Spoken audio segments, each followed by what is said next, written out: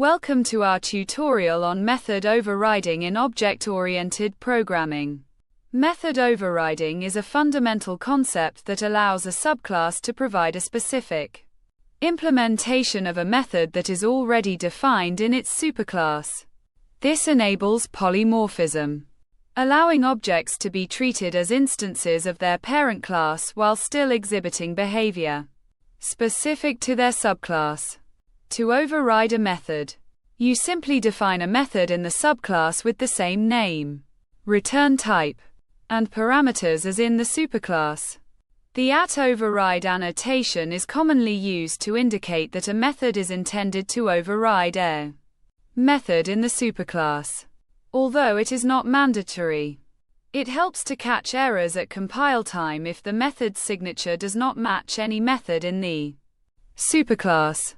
When the overridden method is called through a superclass reference, the version of the method in the subclass is executed.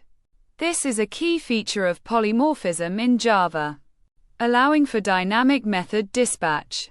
This means that the call to an overridden method is resolved at runtime rather than compile time, allowing for more flexible and reusable code.